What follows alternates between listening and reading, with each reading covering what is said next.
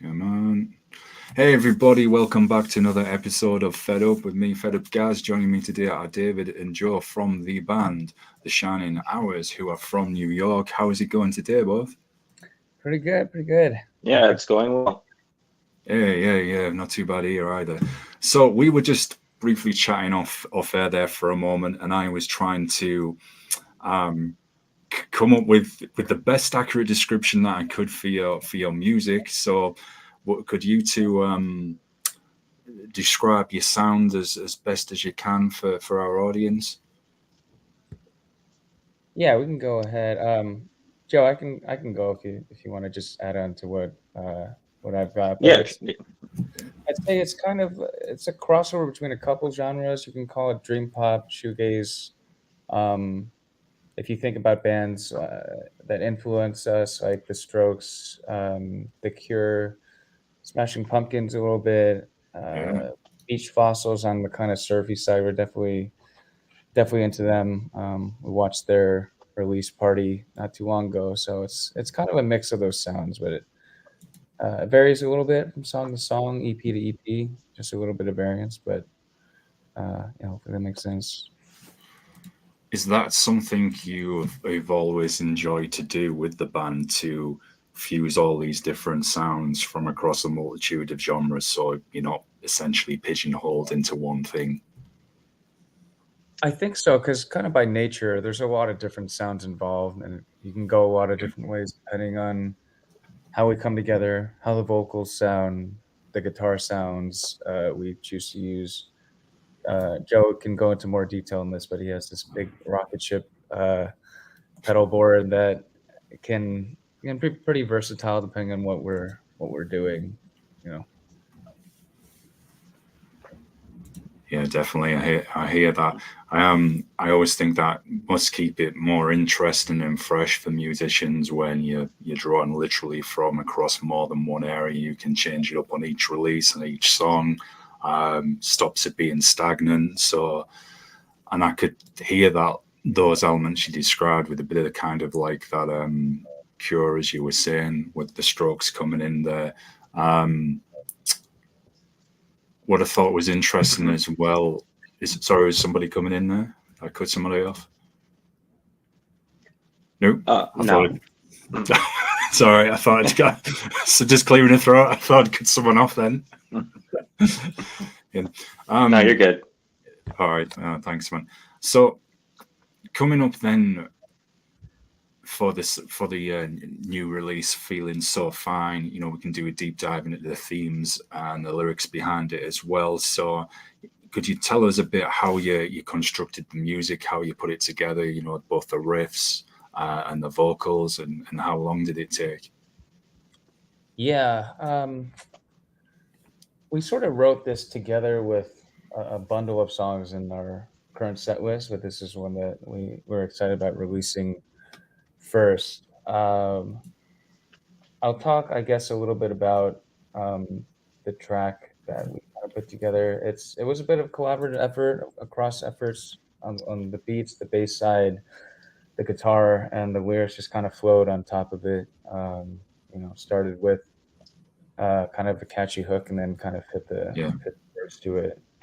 Joe, I don't know if you want to talk about any of the guitar process on top of that, or Yeah, so for feeling so fine, well, I can talk about my part in particular. So the guitar part, well, at least mine, I think came last.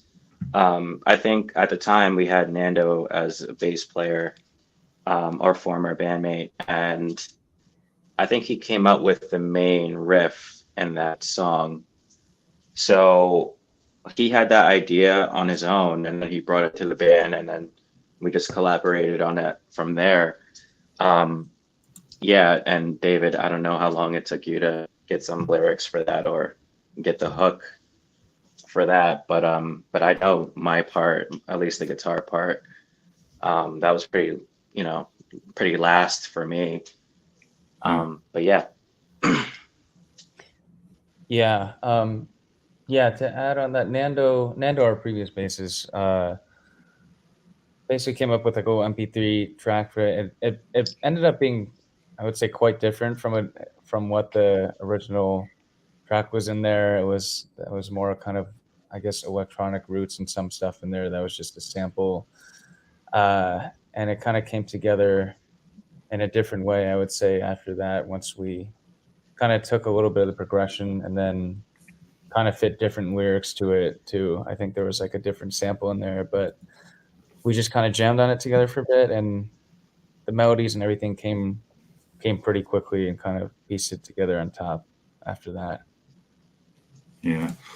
Does it differ with each song you do? You know, and sometimes do you get some done quicker, or is it totally depend on what you're gonna write about and sing about, and then once you're happy with that, you feel right, yeah, this will go with the music. Because some bands tell me that, you know, they'll record the music first and then they'll add the lyrics. But I have had some guests who've actually said, no, we write our lyrics first, then we have the music. I just wondered how you do it. It's more on the former, I'd say. Like Okay. we kind of go with the vibe, and then I try and fit something to it that works for the song. It's generally kind of collaborative, where we'll start kind of piecing that together. Yeah.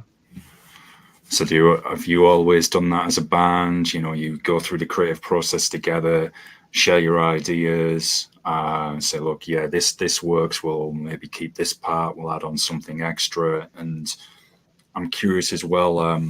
Part two of this loaded question: do you, you know, when you've got your lyrics wrote, David, do you share them with the rest of the band as well and say, look, what do you guys think of this? Do you think should we take this part out, or are you quite feeling it?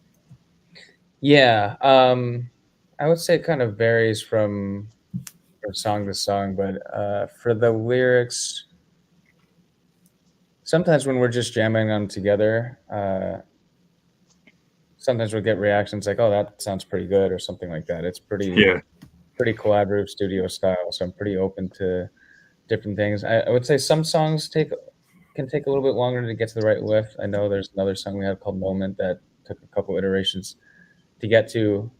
This one was pretty straightforward though to come up with. Tweaked it a little bit over time, shared some lyrics with folks, but it ended up Yeah. working out pretty well, I think. Oh, that's pretty good, man. So this is it's a very, it's a song with, which I think is relatable for, you know, a lot of people. The new single, "Feeling So Fine." There's a lot we can unpack there. You know, when I was reading the press release, it says the song openly explores the bittersweet emotions of relationships that ultimately end up being adverse by the nature.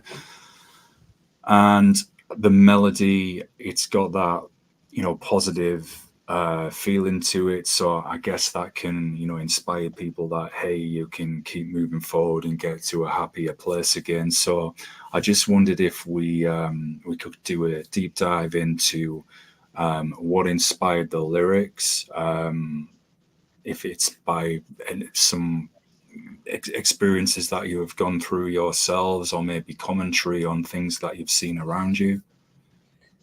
Yeah, so I would say the theme, uh, it started really because it sounded like a great hook on top of it, and then I started Yeah, expanding on top of it. So, um, it was just like progressions being played, and I was like, "Feeling so fine," and I just like kind of pieced it together, and then from there, I was like, "Oh, that's an interesting like lyric line." So I started trying to create something that was more relatable in terms of being like a bittersweet sort of yeah, um, kind of vibe in terms of, you know, certain relationships and stuff like that where um, you know, you're either like with someone or like you know someone that uh like inspires like certain good feelings sometimes, but you know sometimes if like not everyone is compatible. So I yeah. think it's a relatable thing that it's not always easy to find different things like certain things that last at times. So that's how I would describe it in a nutshell.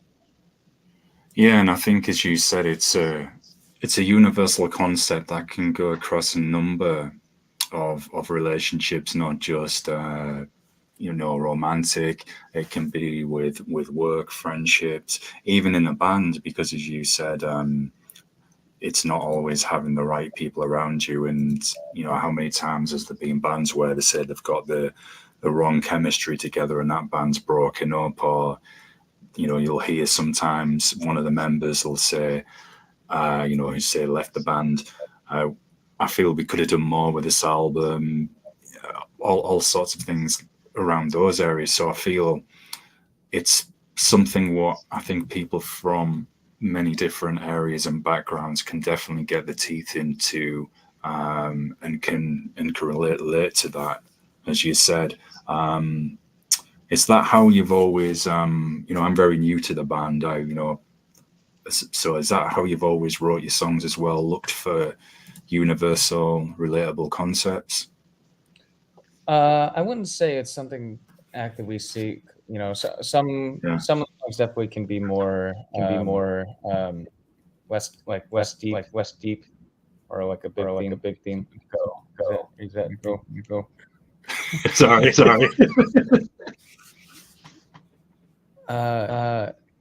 Might be Joe's mic. Yeah, we're getting reverb.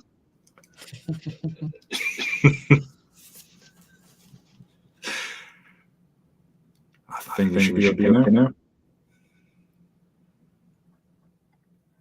Oh, well, looks like it's got a lot of people in his setup right now, so it's maybe hard for him to. Yeah, we can have Joe back. He'll be back with us, folks. I think we got hit by the spirit of Halloween a little early there. It's like somebody possessed the show. Here we go. Here's Joe. So we'll let him back. Welcome back, Joe. It seems like the echo is gone. Yeah. I think he's maybe waiting for the right moment. Moments like that are always hilarious, man. Maybe not for the people. Maybe other people watching me thinking, "Hey, what's going on here?" We've had animals jump on people during shows as well, so this is quite normal. But yeah, to get back to your question on if that's what we try and write about for each song, I would say we don't always try to pick universal themes or what I'm thinking for lyrics. Sometimes it's just a matter of what kind of feels good with the song. Sometimes sonically, the types of words and themes might come across. It could be something simple sometimes, or it could be something like a really simple theme that's just kind of repeated, but it works with the song and the vibe. It's just what you're feeling at the moment, what you think works best, what goes with the flow. As you say, if it's sometimes something simple, it's got that hook and that melody. It's like, yeah, that'll work. We'll go with that. Or, as you said, you could be in a Joel be back again. Or it could be, that time when you say you do want to go deeper, which again gets back to what I was saying earlier. You seem to be one of those bands that likes to, and I mean this in a good way, go between a number of different styles and themes, both lyrically and musically, which is obviously good and must keep it interesting for you as well. Yeah, I would say this song just happened to be a nice juxtapose between like a happy-go-lucky feeling, but also like a deeper feeling at the same time, and it just happened to fit for how the song came out and the structure. It kind of fit all those ideas in. I'm just curious. I was looking at your Facebook page, and you do a lot of live shows, and I know you've got some coming up within a week or so. Just like Joe back, I just wondered, have you played this song live yet, and if so, what's the reaction been like from people? Yeah, so this is we played it at a number of venues. We started to do some out-of-state shows, which is cool. So we played it through parts of Manhattan, parts of Brooklyn, Ridgewood, Queens, as well as Philly. Recently, we did some shows over there in New Brunswick. So it's been pretty cool, and it's usually our opener. So it's a nice track that just kind of like goes straight into like the big chords. So I think it's a pretty catchy song, like from the reception and what we've heard. That's good to hear, man. Are you planning to do any accompanying videos to go with it as well? You know, like maybe a lyric video or just a, you know, a regular music video? That's a good question. That's something Mm, that Joe has started to bring up today, and thinking about different videos that we might be able to do with certain pieces. Most of our footage is just from, you know, parts of shows or different tracks like that. But I think it would be cool to have some visual elements, and it's something we're considering in the coming months. mm. Yeah, that would be good to see. Gives that different layer as well. Um, I know you have an EP that you are due to release soon as well. You know, could you tell us a little bit about the EP, you know, and who's done the artwork for it as well?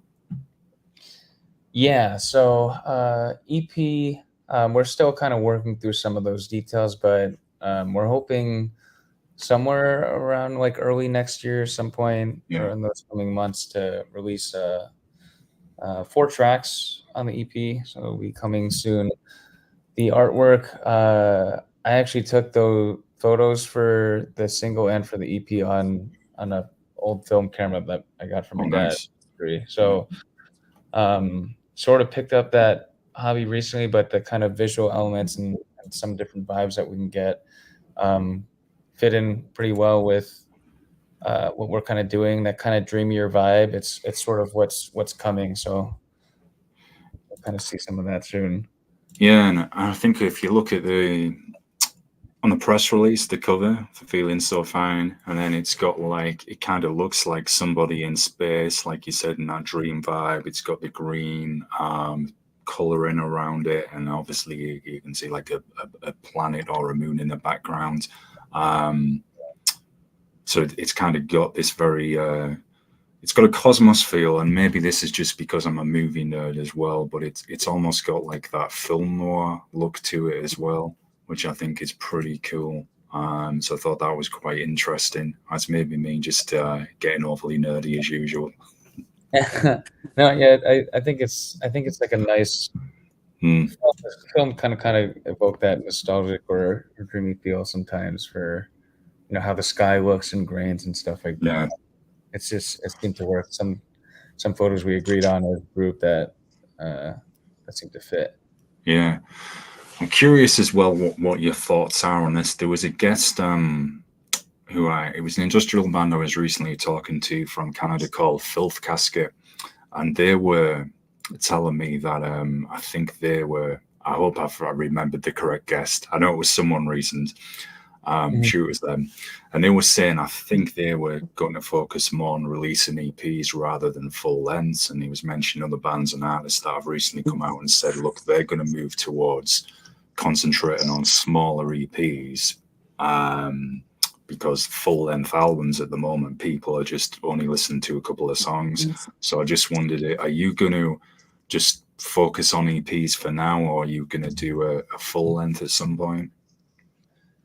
I I'd say full lengths are definitely not easy to do, but I definitely Mm, appreciate them. For now, we haven't built out too much beyond it. We're definitely writing some songs, and I guess it would just depend how certain ones piece together.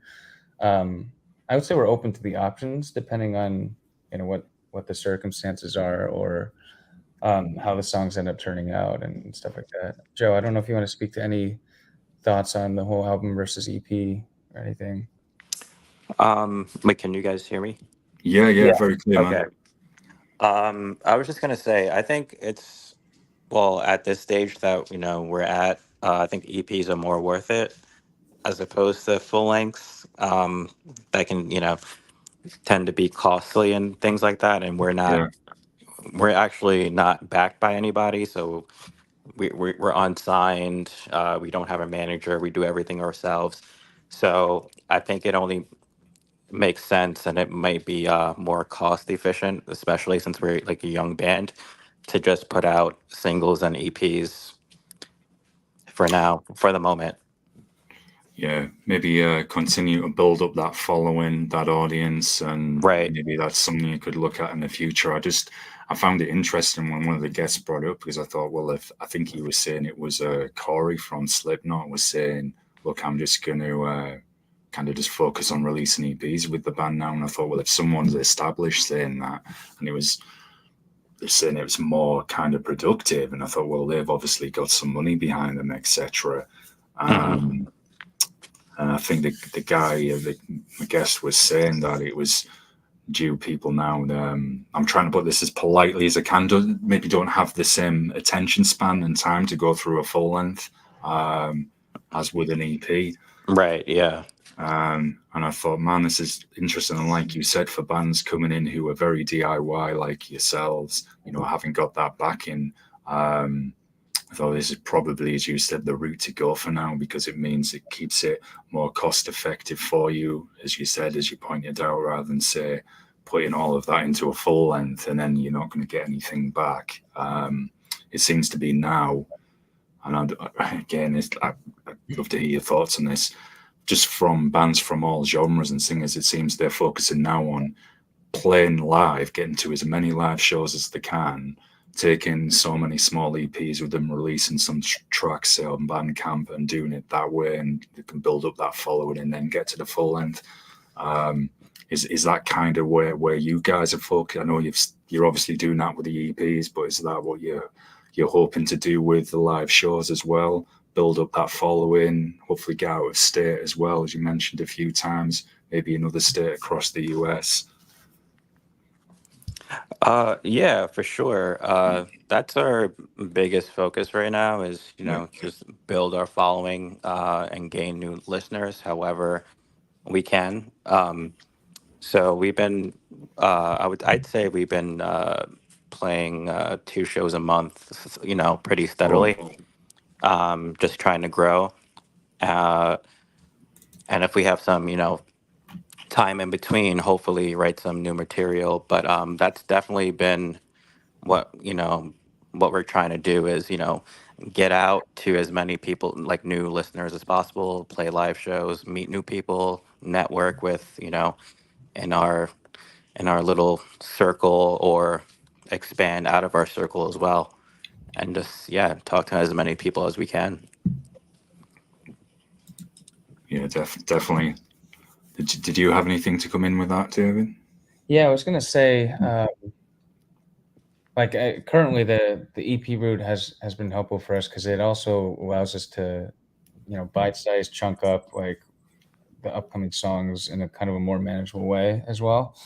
Of course, down the line, as we play more shows and all that kind of stuff, and as we look to grow, nothing's out of the cards, but currently it seems to make sense in how we're going about it. Yeah, definitely. Like you've been saying, it's keeping everything as manageable and economically sensible as possible for the time being too. I did get the impression from when I was looking at a lot of the pictures that you've posted on the band's Facebook page that you do very high energy shows as well. I'm assuming that just in the amount of sweat that you're all covered in. I run pretty hot. Me and our bassist Manny especially run real hot. But yeah, we're definitely all probably sweating by the end. Yeah, that was one. Yeah, that was one show in particular. We just played in Philly a couple weeks ago.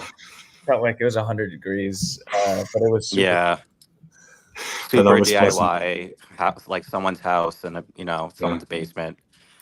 Super hot, no ventilation. A bunch of college kids just going nuts. That was actually really pretty exciting, pretty fun. I was gonna say, I bet those are really fun shows to play though, because they're very small and intimate, and people are going crazy, and you get that really, really rad atmosphere. Yeah. Oh yeah, for sure. Yeah. It was my first time in Philly, Joe. I don't know if you've been or. I mean, I've been to Philly, but like not as an adult. I've visited like when I was a kid, but that was my first time playing Philly and going there as an adult. So it was pretty exciting for me as well in that aspect. Yeah, it reminded me of some of those underground music venues you can get where the sweat drips off the ceiling back onto you. Oh, You come out dirtier than you went in. yeah, that's very true. Yeah, Oh, yeah. kind of had that vibe. And I thought, man, I looked at Hella Show for sure, and that's why I thought, man, these guys must play quite high energy. But obviously, in a sweatbox at the time. So, Yeah. We yeah. has there been any other shows you've done that really stand out to you that have been fun, or maybe something strange happened that you think, yeah, we don't really want to remember that one? Um well, so that show in particular, that was like, pretty high energy for us. So that's the one. Another one, we played a show in New Brunswick, New Jersey, and that was the very first time we actually played a DIY house show for a bunch of college kids again. Yeah, And that was even more, insane and surreal and over the top and over promoted, but it was so much fun after we got done playing. Because again, the energy was just out of this world. It was insane. yeah, So those two shows for me stick out the most as pretty out there. I would put them in that category. In terms of like shows that we would never like do again or just weren't, um, they were just probably were the strangest or most most bizarre, um, is when we played. I think is when we played Rockwood Music Hall, in the Lower East Side. Yeah, in the Lower East Side in Manhattan, and that was just pretty different because this venue, the stage. Well, there is no stage. You're just playing in a basement. That's kind of like off this side street. It's dim, dimly lit, and there's like tables everywhere. So it's more like a sit down lounge type thing, but like yeah, it's not super popular because you're like separated from the rest of the venue. I don't know if that makes sense, but you're like, yeah, yeah, it's kind of hard to describe, but that yeah, was pretty strange playing there. yeah, yeah. Um, and I it's have a hard to get people out to that type of show too because it's so far removed from everything else where you're playing at. Yeah, but yeah, yeah, I would say that's weird. One of the weirdest moments. I think for, like, an indie rock shoegaze dream pop band, yeah, it's like, kind of that higher energy vibe and where people can kind of, like, groove to it is really good for it. That's not to say other styles wouldn't be suitable there. Like, I can see, like, an acoustic set or something being much more suited in that space, Yeah, but this sound maybe, was just a little yeah, bit harder to contain. Oh yeah, for sure. Yeah, I definitely agree. Like, if by all means, if you're doing like a unplugged, stripped down acoustic set, I think that setting would be, kind of perfect for that. But if you're trying to put on like proper rock show or something like that, it just doesn't work. yeah.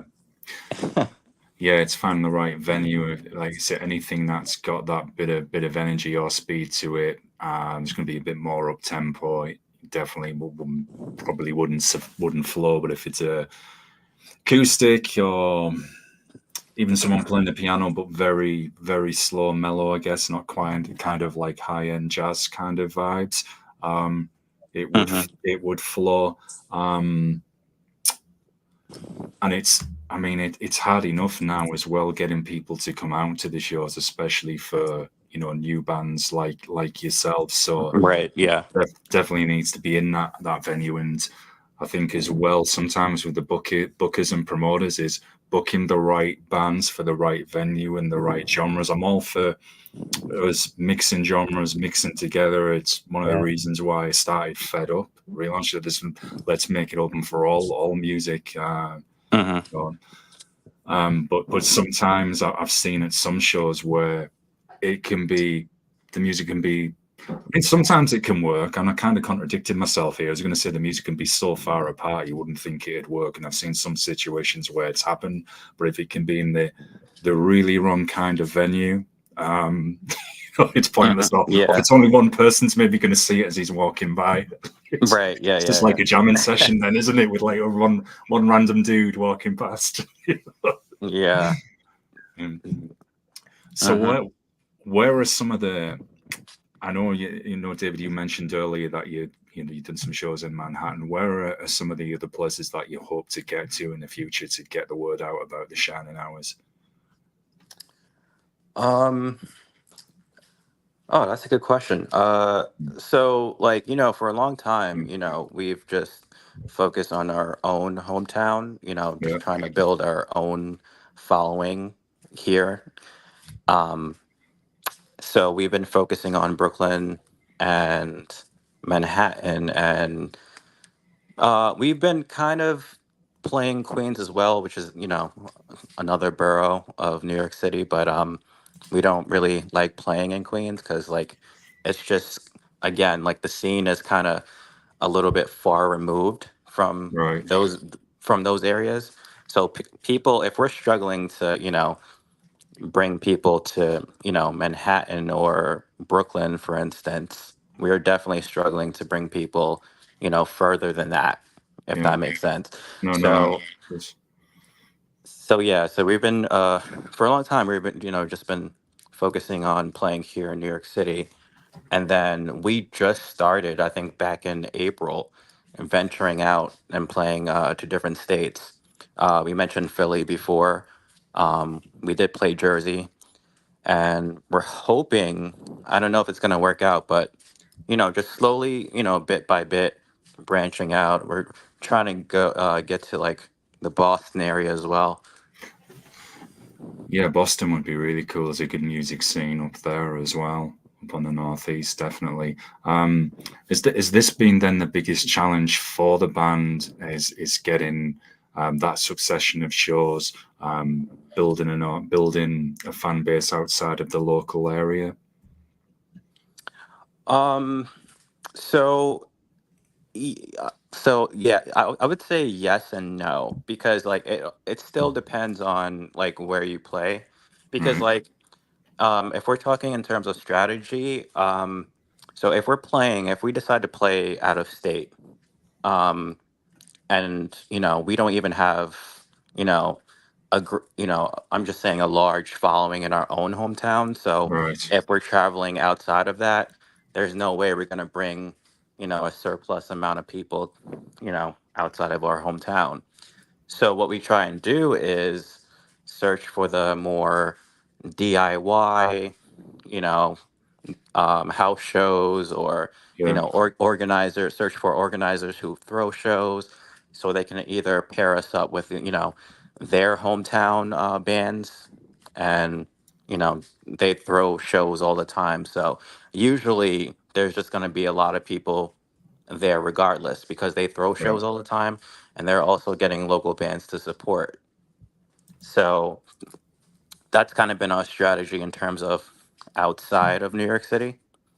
yeah. um I mean, we also use that strategy here you know, in our own hometown, just like trying to work with many organizers that we know of and things like that.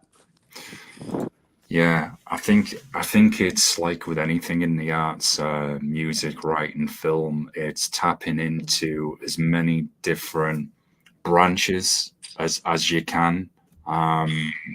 Cross promo, more exposure. It's not a bad thing. There's sometimes you get some cats in music where they just sometimes want to just stay within kind of that scene, which is fine, nothing wrong with that. But I think if you want to Hmm. increase the fan base and grow out that, you've got to think, right, let's just play sometimes where, as you were saying, Joe, they've got people who are going to be there to see live music anyway. So like, hey, yeah, Right. here's a band from wherever, and then if you can get so many people turned on to you just from that show, well, that's not a wasted venture rather than be, oh, I'm just going to stay in my genre, I'm not going to play there, blah blah blah. Right. Right. Um, Right. I'm curious as well. What inspired the name for the band as well, the Shining Hours? Because I'm wondering again, my nerdy imagination. I could be way off with this. The shining hours, is that in reference to kind of that dreamy feel? You know, the shining hours, kind of like, I guess, golden morning hours. Well, I have a challenging relationship with the morning, so but anyway, that's a whole other issue. Okay, I guess I'll take this one. So, oh, that's pretty interesting that you said that. I mean, I never really thought about it like that before. Um, but just to give you like a genesis of Yeah, the band name. Um, so after going through like a series of terrible band names back when I started the band in like 2011 or so, um, I just thought about it one day. I'm like, you know what? What about the Shining Hours? Because I don't know if you're familiar with you. They're not, they were never like a huge band, but they did, play with, the Strokes when they were coming up here in New York City, and they've been on a couple of tours nationally and overseas as well. But anyway, they're called Long Wave. long way of Um, no. yeah, they're a band called Long Wave, and they do like the shoegaze noise rock type of thing. Oh, okay, sounds cool. So that was like my first introduction, I guess, into shoegaze. And I back then I didn't even know what that subgenre was all about. I just knew that I loved the sounds that they were making. Yeah, So they actually have this song called Shining Hours. And always thought that was an interesting name. So I'm like, you know what? Maybe if we call ourselves the Shining Hours, it will work. I mean, I kind of like it. mm, And I just kind of, it just kind of stuck over time. So that was like, yeah. So that's been around since I guess 2011. But going back to your like earlier question, like in terms of like when you were asking us about like our sound and how we came up yeah, with our sound and things like that, it was never really thought out because like when we like in the beginning of the band, we didn't necessarily sound how we sound now. It was a lot of different lineups coming in and out. I was growing as a guitar player. I'm like the only original member that just decided to keep on pursuing music over time with yeah, different lineups. So my sound has evolved as a guitar player. So that definitely changed, the sound of the band over the years. But I guess the one thing that was really consistent was like I just had sounds just like, always going in my head. And yeah, I was I would just try and find ways to get that sound out on guitar. yeah. So yeah, so many things have changed over the years, but yeah. No, that's really interesting to hear. It's all, yeah, I've said this before with people I've talked to. It's almost if when they're playing an instrument, like it's an extension of the soul. It's they're expressing themselves. It's coming out in the instrument that they're playing. And I'm getting that Mhm. sense from you as a guitar player, and also um, it made me think as well when I'm looking back at the single "Feeling So Fine," and we were mentioning the lyrical themes earlier and changing relationships and the right people around you, etc. as well. It's it's kind of an interesting parallel actually with that. It's like not meaning many bad and former members. I get, we get different priorities, etc. at times. But it's almost like if you've gone through this journey and now you've got the right members around you and things are starting to gain momentum and it just seems to like it's fit. So it may be, I have the very overactive imagination. I'm very nerdy and like song titles and album covers. I see everything in my mind, funnily enough, like a movie. So I always Okay. look at kind of, I guess, Easter eggs and in everything. Can be quite frustrating because it's hard to switch off, and sometimes you can be guess, no, Right. it's not, Yeah. not like that at all. You know what I mean? Wait, It's cool though. It's the song is all about like finding the right people around you as well. Like it's Yeah. part of the main, and it's sort of like every band trying to find their niche too. Mm. Like finding the right people, finding the people that vibe with, there's an audience for everything these days. Like we always talk about, doesn't matter what it is. Like there's people that vibe with certain Yeah. parts. It's been cool finding fans around that really vibe with what we do Yeah. as we go from show to show.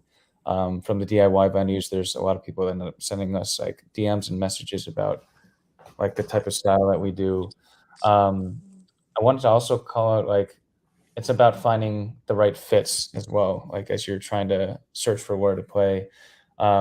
Mercury Lounge was a cool one that I've always gone to, like a local Lower East Side venue in New York that we recently played. That was one of our probably our best shows, I want to say, for uh, Nice. the groups and the folks there. I thought that one was really cool that we were able to like reach out to a lot of different types of people that didn't know the genres before, even like people that Yeah. haven't really listened to dream pop or shoegaze or stuff like that. So it was cool, like people being like, "Oh, what are these like sounds?" It's like that part I think is pretty rewarding as part of reaching new ears and stuff like that. Yeah, I bet no doubt. I mean, I can relate to that as well. It was one of the core tenets on relaunching Fed Up. I thought, right, I'm gonna put my own musical tastes aside. Of course, there is music and bands, etc. I talk to who I like, but I thought, let's Yeah, make it open to everyone. And I could get an email or one of the PR companies like contact me like the same you guys, right? This band are interested in coming on. Do you want to talk to them? And I'll know nothing about that genre or whatever. And I'm like, yeah, let's do it. And you're right, there's so many genres of music now as well, and so many subgenres related to that one. And just when you think, say, you've got it down right, yeah, I know everything about this particular scene, you can then end up talking to a guy who's like, no, have you checked out whatever? Here's another subgenre of that. It is endless. And like you were saying, there is an audience for everything as well. So I think I think it's hard now as well for bands to stand out because there is so many genres. And you were, as you were saying, you've got two guys, tongue tied, 2 shows a month that you're actively doing. So you're building up that presence for sure. And I think that's probably one of the best ways to do it is out there regularly. People see you, and then hopefully build from there and branch off into other states as well. So we were talking about the Sweatbox show you did a little while ago. So I'm just curious. There's a memory for you. How do you both keep yourselves in shape for playing? Both David with your vocals and guitar playing as well, and then Joe with your guitar as well, or do you just like, well, we'll just go through it and just keep doing it? that's a Oh, good question. Yeah. that's a very interesting question.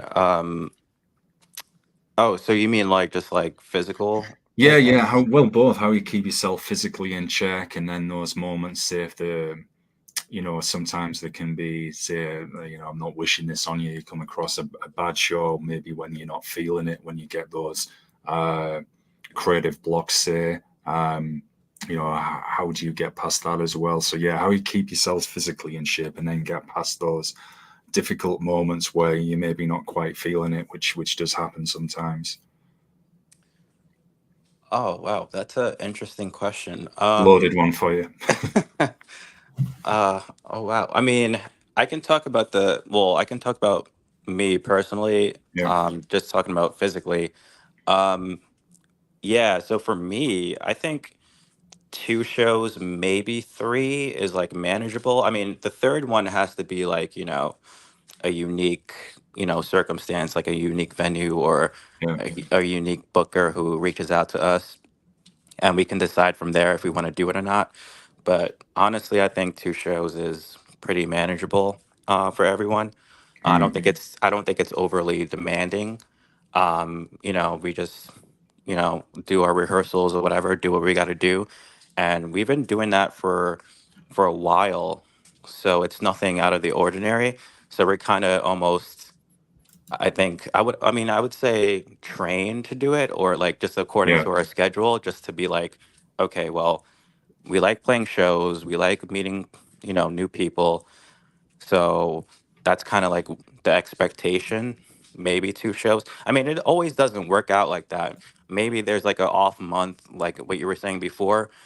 Yeah. Maybe someone has to travel, maybe someone isn't feeling up to it, and that month we might only play 1 show, or we just might take a break for that month, Mm.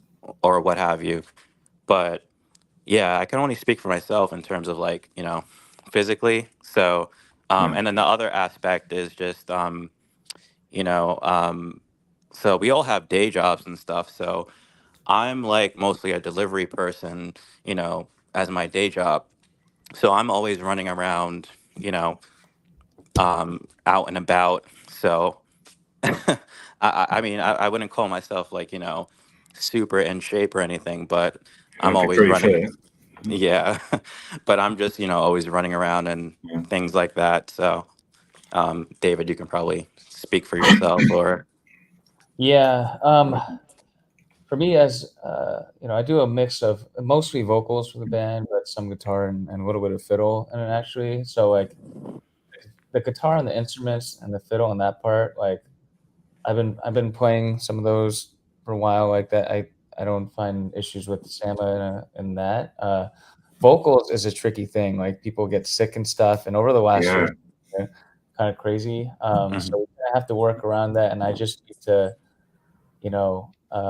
have my antihistamines and all this kind of stuff to like keep my voice in check. There's been a lot of crazy allergies, and as the seasons have changed in the last year, but we've managed and just kind of have to keep doing your vocal warm ups and stuff like that. And if you have like having sore throats or something like that, making sure that you're taking care of yourself as well as staying active too. So I like to balance different creative hobbies with like sports or other types of more active Yeah. hobbies. They quite complement each other well, like being in shape, but also like clears your mind sometimes as well, I would say. Yeah. Oh, right, yeah, I know. Yeah, so David, yeah, you take part in a lot of sports, outdoorsy type of activities. Um, I do partake in sports, from time to time, but I'm always busy, so not lately.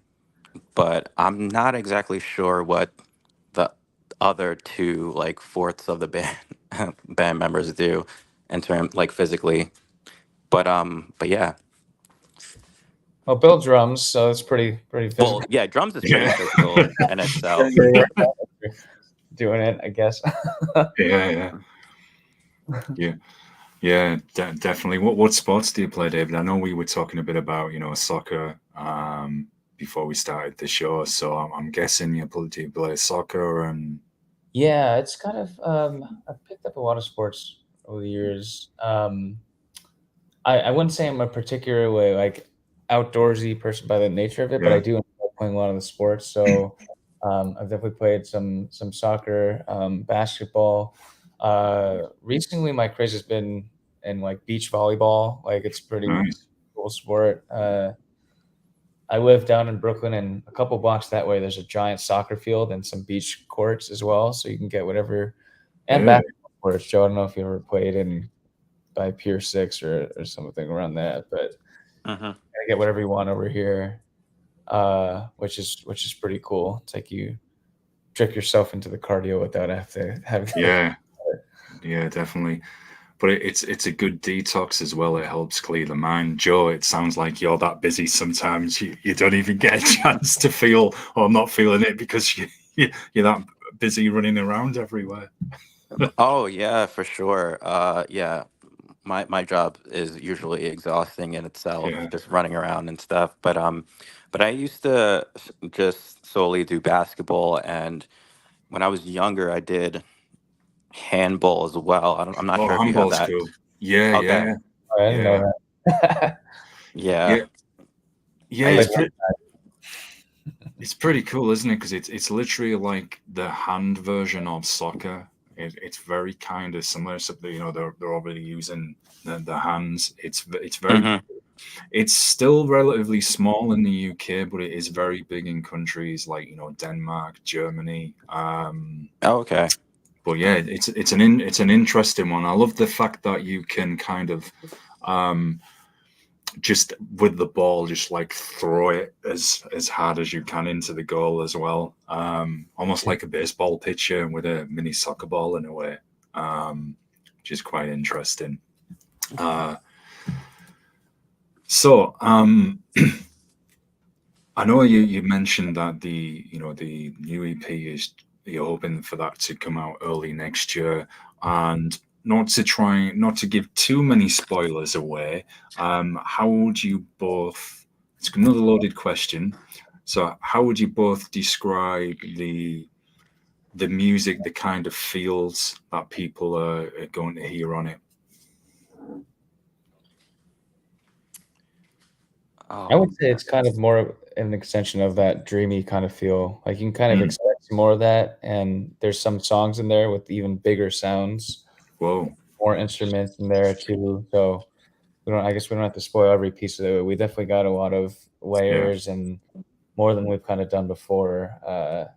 And things come out differently than you think as you imagine them. Yeah. And after the studio, we're pretty excited about how everything kind of came out. Alan Kenwit and the Hoboken recorders, like writing it all down there, and TJ Whipple mastering it all and bringing it together has been super awesome. So yeah, Joe, if you have anything to add.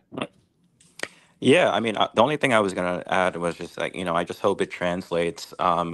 I think, yeah, so the EP, in my opinion, I think it's just an extension of Feeling So Fine. So pretty much if you favor Feeling So Fine, you'll get more of that and even more in the EP that we're gonna be releasing in a couple months or so. But yeah, so what we're trying to go for is just, a more fuller sound, a big sound, and more ambience. Hmm.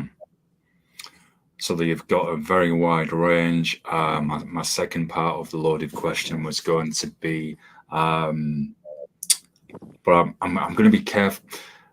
Try and be careful not to spoil it too much here, or we'll give away the whole EP before anyone's even heard it. I was going to say kind of what would be some of the areas of inspiration that have gone into the EP, but if we can maybe just give a hint away so we don't reveal too much. Oh, that's a good question. We can talk about some of the recent shows we've gone to that have been kind of influences on it, right? Like That would be cool. some heavier bands, or like a mix of shoegazy, big wall of sound bands has definitely played a part, I would say, in some of our sound that we've created. As one part. Yeah, so if I so I can say, okay, so like, I mean, I guess I can say, like, an extension of, what Phil Spector was doing in, like, the 60s or whatever, with those, with those bands, and orchestras, like trying to, get the biggest sound and fullest sound as possible with many different of the same, or actually, yeah, many same instruments, or different instruments as well, incorporating different instruments. Um, but I would say modern day, trying to get that like Phil Spector type of vibe in terms of like full sound, ambience, and just wrapped in a package of like, even noise rock, Yeah, yeah, just we're just trying to um, get deeper into that subgenre of, shoegaze or dream pop, or however you want to classify it as. But yeah, lush guitars, cavernous amounts of reverb, and big washes of sound. so I'm getting a sense here, and again, my nerdy imagination running wild. So there's my disclaimer, just in case I get this wrong. But I'm Hmm. getting a sense it's music that you are going to be able to escape with, offering that. I don't mean this in a patronizing sense, but that pure sense of, an emotional release and journey. Oh yeah, for sure.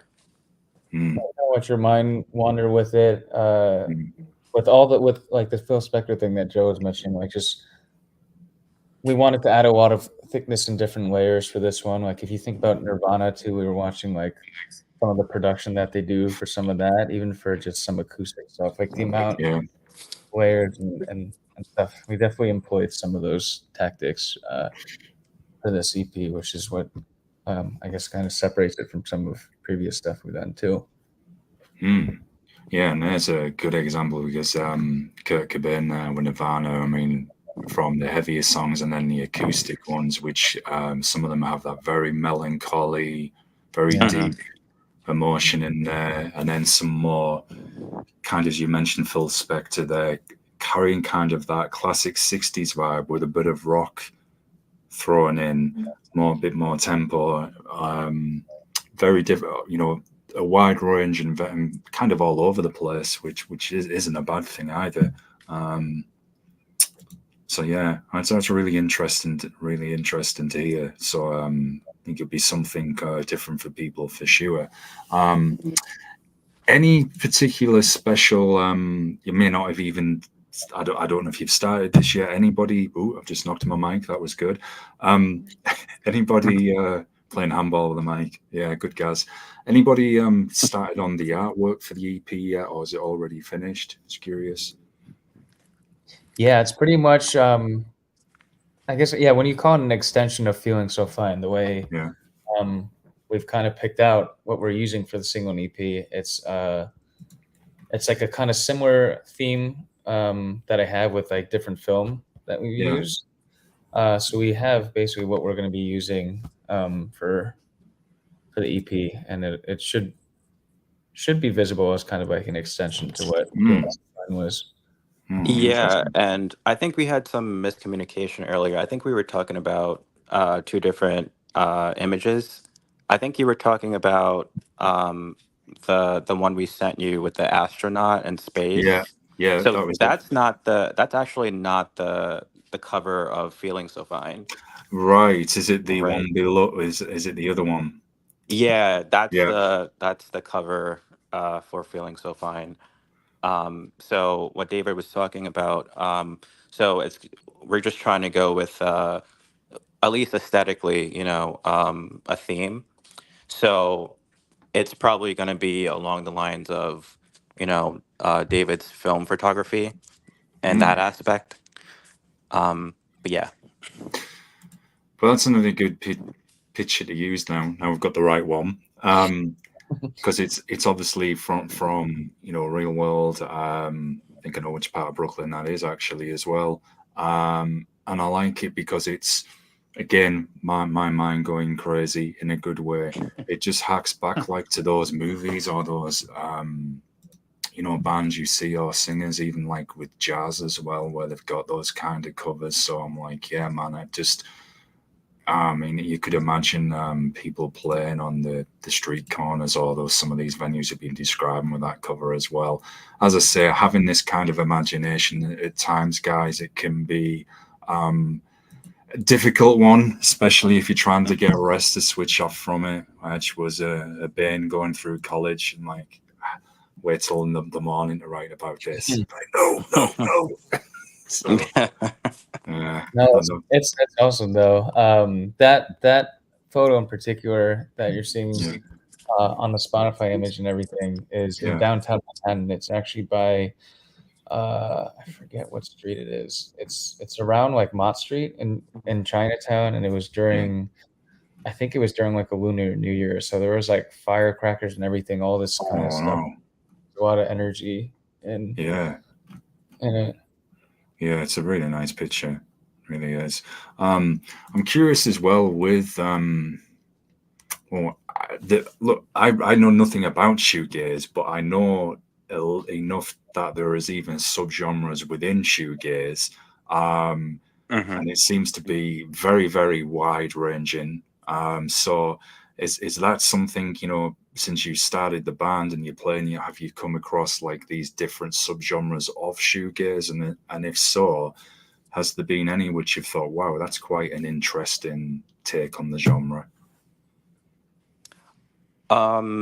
Yeah. I can speak for me personally.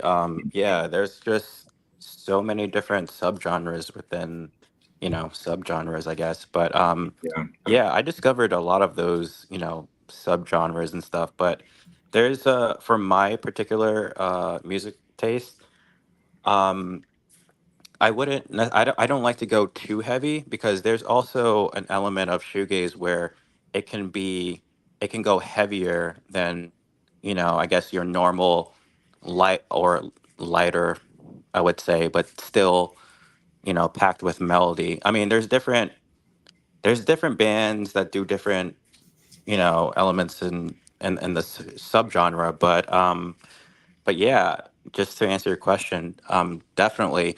So, like, for an example, I don't know if you've heard of Self Cult, but we went to Right. their show recently because they're on tour with a band called Movements, and they're in the shoegaze genre. But if you would listen to their record or whatever the case may be, it sounds like at times it sounds light and poppy, um, and then it also can get heavy.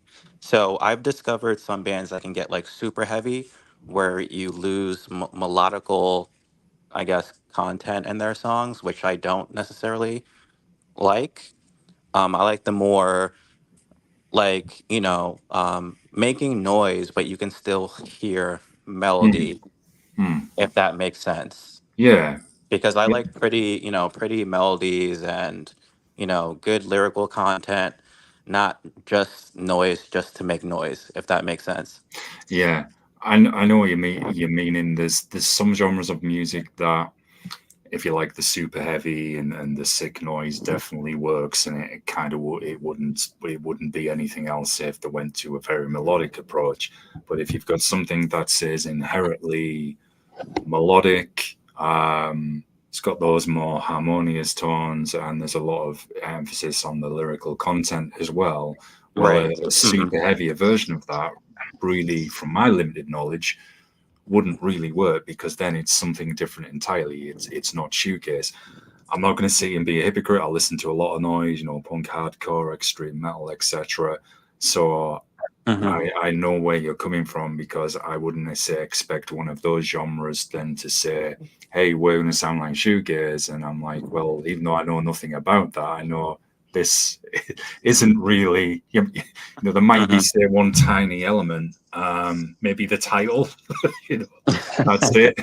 So Right. Yeah. it's like I'm not getting the sense of gatekeeping, because this is something we've been talking about with guests recently, like gatekeeping in music, where we're not saying there's nothing wrong with coming in doing a different interpretation of that genre, or adding something to make it stand out a bit.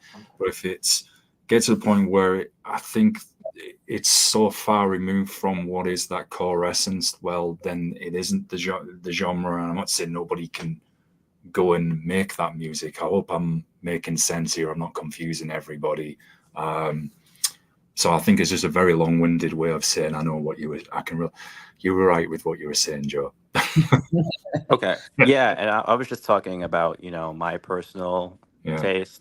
I guess David, you can speak to your personal taste and yeah, discovering things and maybe subgenres or Yeah, whatever you listen to. yeah. there's so many. It's a good question because there's so many subgenres now, and music is so subjective. Like sometimes you can't Very even true. know what the differences are, and even for all of us to agree on certain tastes, like I think like all four of our band members have pretty different like subsects of like what they listen to and Hmm. genres. It's just kind of bringing together some of our different experiences in it. But yeah, soft cult is definitely one of the big influences I'll look on. into them.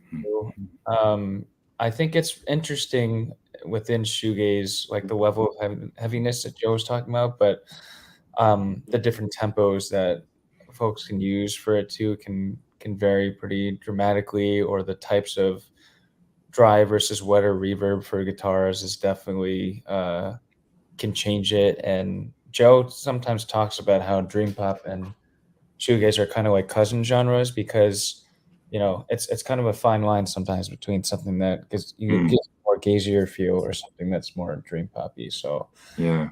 um, definitely fluid sometimes, I would say, within the genres.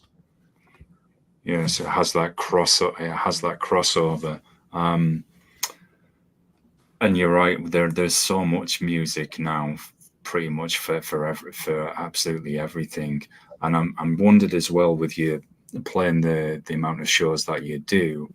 And this is another topic that's come up on past shows. It seems that, since COVID, people are ready to see live music again and are happy that they can do that. Obviously, because everybody was locked in and you weren't able to go anywhere. So, have you seen that as a band when you've been playing these shows? I know I asked you about the audience reaction to your music, but have you picked up that general vibe that people are happy and want to see live music again? Yeah, for sure. I Mm. mean, at the end of I can't talk today. At It's the all end right. of I never can. the at the end of the day, we're from New York City. Everybody wants to come here, make music. Mm, The scene here is definitely, it's great and it's thriving. it's good. Um, so yeah, you definitely get that. Everybody, you know, wants to come to your shows and support you and things like that. So yeah, I'd say it's pretty well here in terms of live music. Um, but when you're starting out, it's kind of just like that's the biggest curve that you need to Yeah, hop over, is just like how to break into the scene. And you know who is a lot of it too, very and much getting so. yeah, and getting people to your shows. But I'd say for the most part, people are excited about live music again. Yeah, yeah, Yeah, definitely. I would say so as well. Like, people are ready to kind of go and see different shows and venues. The one sad thing is there are definitely like venues that shut and close and open and stuff. But it's nice to see when one reopens back up. Sometimes they don't. So I'm sure it Yeah, happens Right, yeah. as well. But yeah. Yeah, it happens everywhere, and that's what was sad about COVID. How it finished a lot of theaters. Theaters were closing. Some bands never came back as well, or venues what used to put on live shows. And it's good from Hmm. what I'm hearing that there's people wanting to see live music again. And that it's nice is that we sometimes see those venues do come back, which is great. And you were mentioning, I think it was you, David, who said that all four of you come from different musical standpoints. mhm. Well, that's good, I think, for a band, whatever genre they're playing, because then you can bring in those different perspectives, those different ideas, and come up with something fresh from all of you, rather than kind of the repeated opinion from one of you. So that must really help keep your creative process quite evolutionary. Yeah, I try to keep an open mind too, like thinking about what understanding everyone's types of genres and thinking about what elements can work or what to be flexible in certain things. So I think that's definitely an important part of the writing Mm. process. And I'm curious what musical genres do you all like to listen to? With coming from these different standpoints, as you said. So I'm just curious as what some of them are. Just like all of us, or just ones where we like. All of you, yeah. Yeah, I mean, I guess Joe, you can speak to your own taste, but Joe and Yeah. I definitely talk a lot about shoegaze, dream pop, surf rock, and the mix of genres here um, across that. Sometimes different indie rock bands that have played an influence on us. Right. Um, In terms of that, the band, I think David and I are like the most similar compared to the other 2/4 of the band. But yeah, not to cut you off, David. Continue what you were saying. Yeah. No, I mean, I think so too. Like, we're always sharing different stuff with each other, and not everything is everyone's cup of tea. But we mentioned Yeah. some genres that we're into. Um, I straddle between listening to other types of classical and more jazz influences as well, because I do some of that as well, and Yeah. other. But yeah, like it's funny because Bill and I talk a lot about the influence of like the Strokes and the Arctic Monkeys, which may not be, Bill or Manny's cup of tea. They maybe some like heavier styles of rock. One that I think is like a heavier band that all of us kind of agree on is like in the Deftones area, which is Oh, kind you of, know, no, that's interesting though. they definitely have heavy ones, and they're definitely one of the bands that we're all like, oh yeah, like we can Yeah. kind of get with it pretty much. Do you know, now you said that, I can, and I'm someone who's absolutely completely new to the genre that you play and that you're talking about. I absolutely know next to nothing, but I can already see, and this is no ego stroking, that kind of similarity. And you mentioned Deftones because they have that really, although some very heavy songs, but they have that very melodic edge to them as well. Very raw, deep, really raw, deep emotion in the vocals. They're a band that a lot of people mention from all kinds of genres. Indeed, I was talking Yeah. to a Canadian guy only a few days ago, and they're another band that are really hard to put in any particular genre because they do bits of metal, bits of rock, bits of reggae, everything. And they were saying Deftones as well were a big influence on them, and they seem to be one of those bands that a lot of people mention from all genres as well. Probably because for the reasons you said, because they've just got that. There's something about that emotional delivery in the vocals in Deftones. So yeah, I can see that. Sorry, I just nerded and thought it was an interesting point. Yeah, they span a lot of genres too. Like they go Mm. from heavier to more like mellow stuff too, which is even within the same songs sometimes, which is pretty neat. I think it's cool to kind of mix things up sometimes. Yeah, definitely. And like we say, it keeps it fresh and open and stops things from becoming boring. So outside, of the sports and you, Joe, running around delivering, and keeping yourself stupidly fit there. When you do get a moment, what would be some of the movies that you both you'd like to watch and relax with if you ever get time? Movies or shows, or is it that kind Oh, of? but both movies or shows, either. Yeah, that's a good question. So David, I know you always like talk about It's Always Sunny in Philadelphia, I do love right? that. Yeah. Is that show as And good as everybody says? Sorry, I'm cut you off there. oh, wait, what did I just? Oh, I know David always mentions It's Always Sunny Yeah. in Philadelphia. That show always quotes from that. And is it The Office as well, David? Yeah, I every now know, and then I quote something from The Office. I very much like the right? And UK and the then US version. Yeah. yeah, and I know Bill mentioned Seinfeld from time to time. Oh yeah, classic New York. Yeah, Comedy, yeah. Yeah. Is Sunny? Um, Oh, sorry, Joe. I'm go on, sir. Sorry. I was just gonna say, in terms of movies, so I guess, well, I'm a big, well, I used to be a horror fan, and it's only, it's only right that it's October and Halloween's coming up. So Yeah. I just been watching whatever's on the, TV in terms of like suspense and horror and all that. But if we're not talking about that type of genre of like movies, I really like 80s and 90s films. Like, I don't know if anyone's seen Weird Science, but that's like one of my favorite movies of all time. Yeah. It's on TV a lot. Seen it. It's a classic scene in that. with all like the Mad Max bikers coming in near the Oh, end. I right, think it yeah. is, which would freak you out if you were.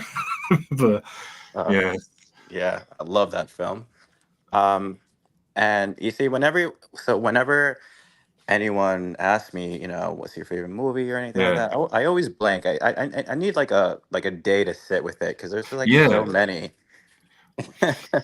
Well, whenever I'm the same with when anyone asks me, "Oh, what bands are you listening to? Who would be some of your favorite bands?" And then I can name say, there's always a few bands I've always liked. So I say, yeah, here. But the same to me, what you're listening to. Honestly, each month it's always different. I say, well, Right. Yeah. it really depends on my mood. I say, Hmm. yes, there's like my favorite is more extreme stuff which I listen to, but it doesn't mean I don't like anything else. And I've been saying in the Right. last Exactly.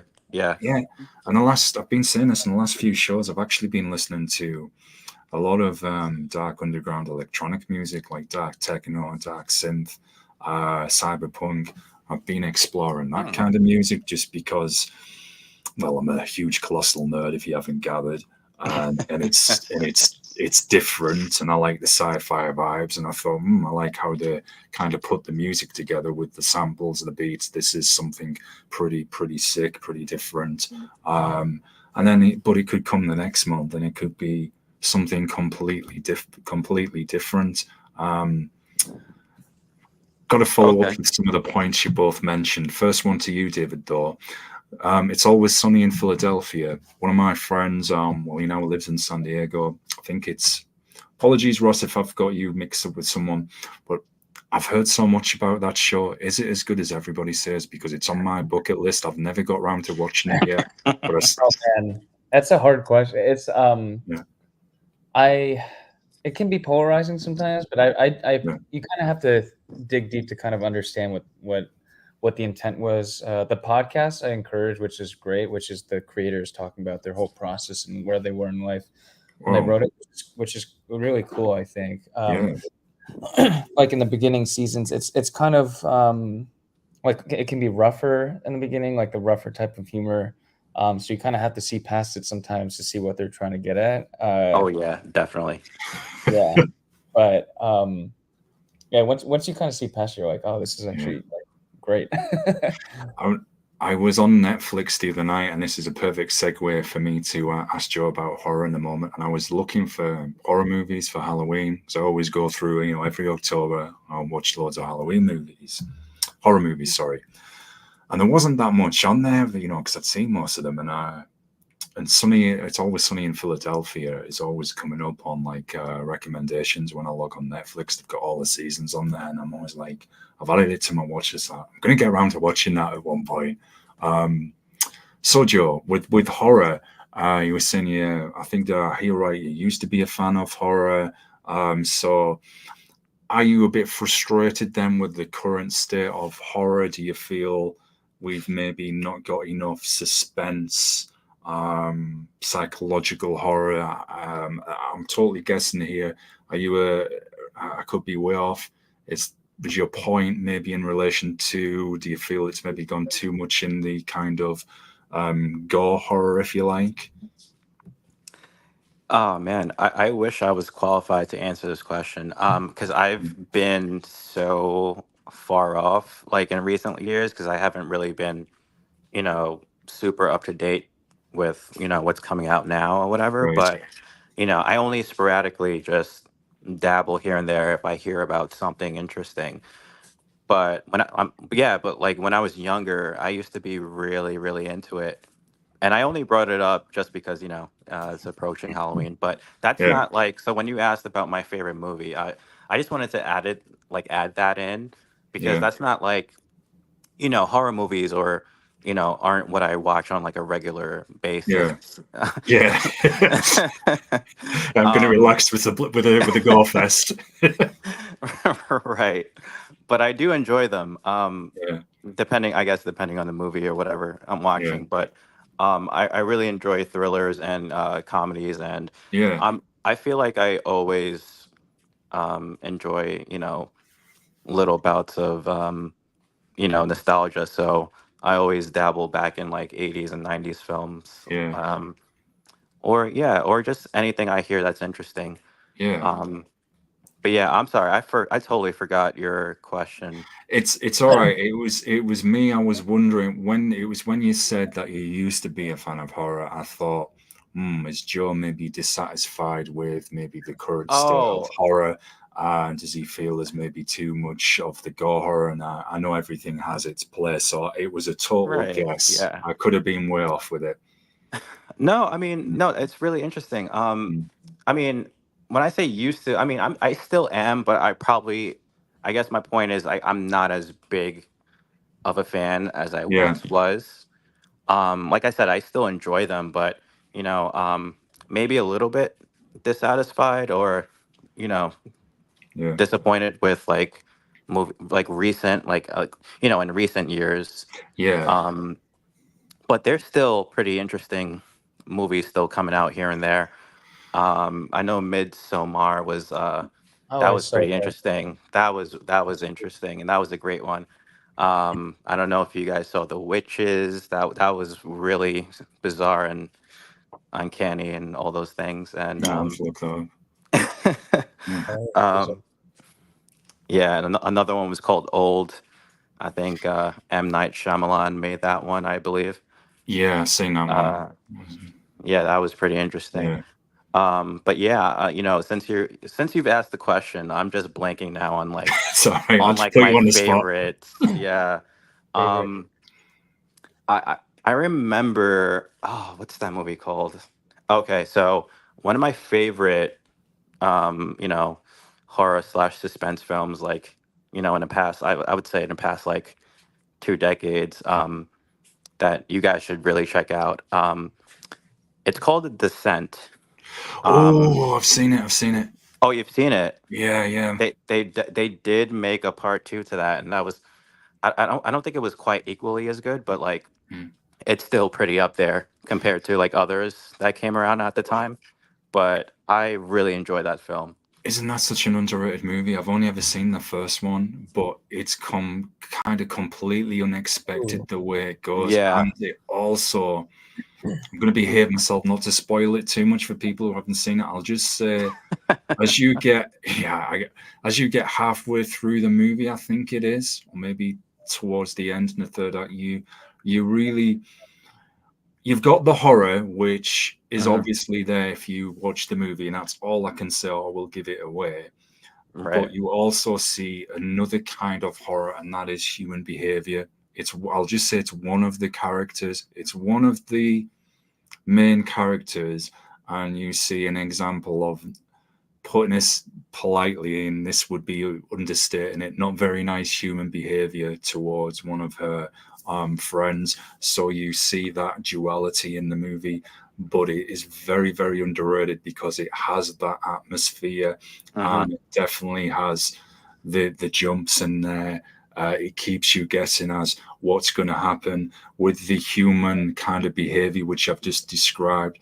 That is there as well. So that is one to watch in Halloween, folks, for sure. And I'll behave myself for, and that's all I'll say on it. I would watch that. That sounds pretty cool. Yeah, I haven't Yeah. watched that many recently. Did we talk about Megan, Joe? I actually watched that one. That was kind of a Oh funny. yeah. I actually really enjoyed Megan that came out. I think it was it last year or the year before that. I can't remember, but that was a great one. I haven't seen that yet, but that looks super, super creepy.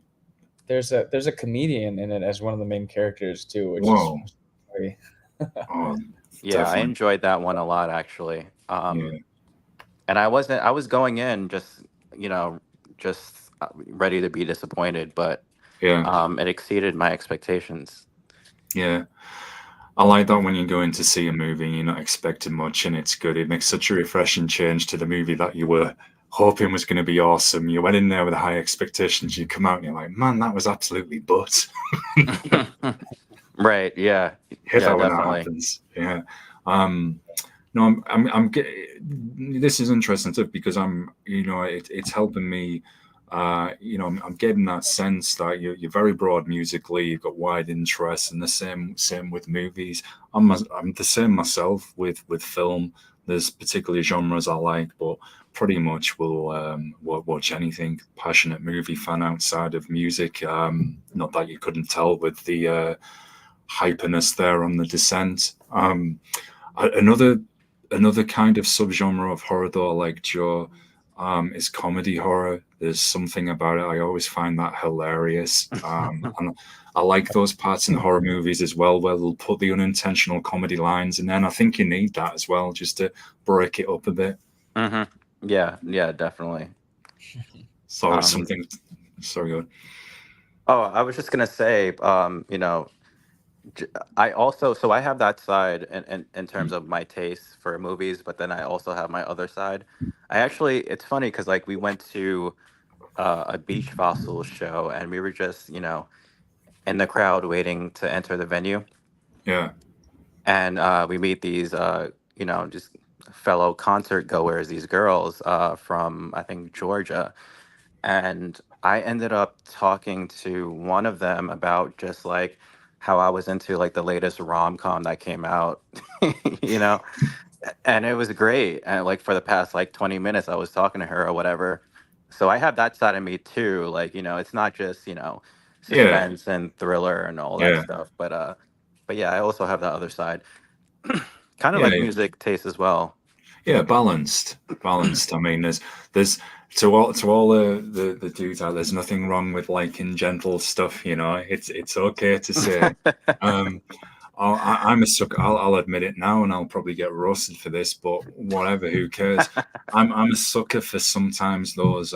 Well, why am I saying sometimes when I am a sucker for them? Like those animated comedy movies that are like Pets, things like that. Oh yeah, Dude, I yeah. love those movies. They're hilarious, and I can't help but see them. I'm like, I've got to watch this, and they'll be Right. probably bouncing on me like, I thought you were a brutal metal guy. Yeah, how dare I? You need the balance, folks. You need the balance. It's okay to have that relax and like some light music, and but I just yeah, I love things like that as well. And yeah, and when a trailer comes out for one of those movies, I'm sat there quietly, and one of my friends will be like, "You're gonna go and see that, aren't you?" I'm like, "Yeah."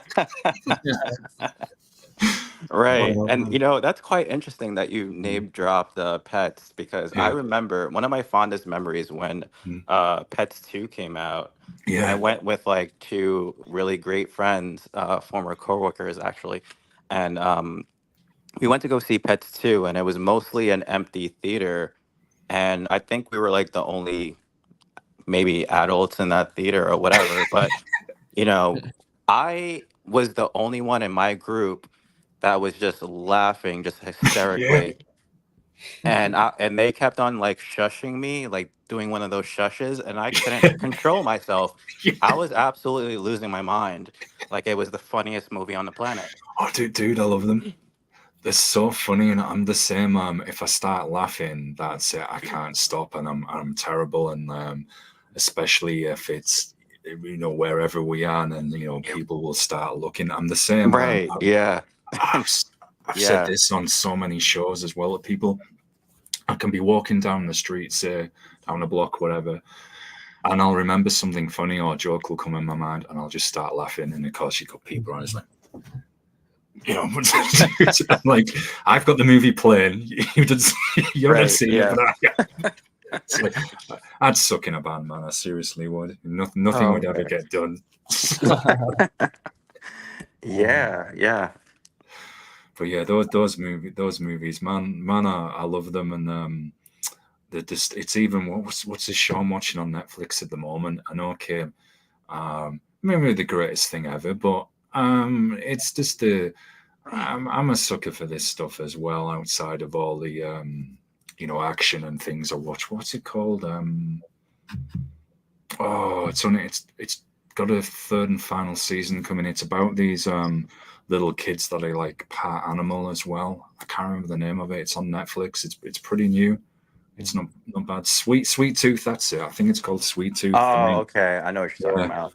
the main character's like half deer. He's got like the little antlers, and there's a little one who's like half human, half mole, and he's burying under the ground and things. It's not bad actually. It's not a bad show at all. I'll probably get roasted for this as well, but whatever. I might as well just do a show. Come on and roast me one night. It's all coming out now. We know what you like. Right. All that talk about horror and all those other shows, you're covering, aren't you? Fronting. Yeah. And a quick question: has anybody Yeah. seen the movie Heavyweights? No, I haven't. Boxing movie? So Show me the title. It's a Disney film that came out, I Oh, think, in okay. '95. Heavyweights. Okay. Yeah, So, so it stars Ben Stiller, and it's about overweight kids going to fat camp, right. and they experience this new camp counselor Yeah. for the first time, and he's a fitness trainer instructor. So he tries to completely transform this fat camp, and tries to get, all the, campers to exercise and be in shape and fitness and all this stuff, and they hate it. And it's just a hilarious movie. Sounds it. Um, it's like from my childhood. I will Yeah. swear by that movie. Oh, look for Ben that. Stiller's in it. Yeah. Yeah, great movie, great film.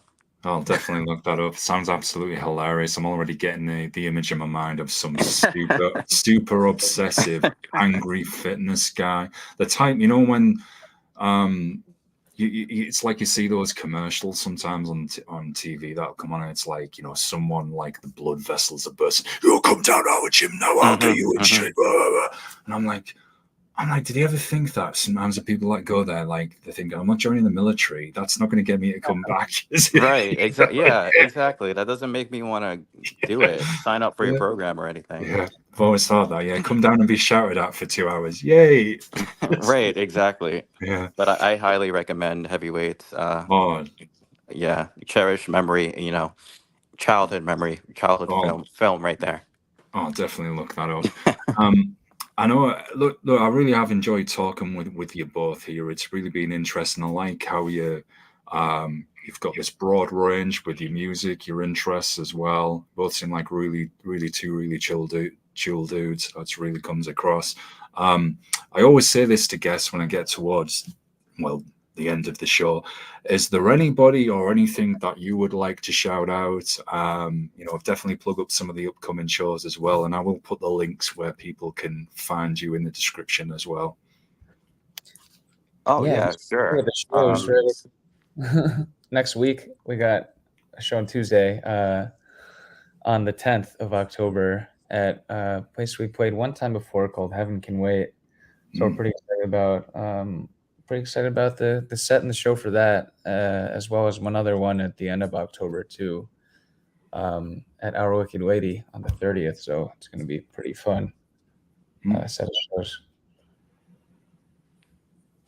Yeah. And in terms of just shout outs, I guess we want to shout out Sam Sumter. She's pretty big in our scene.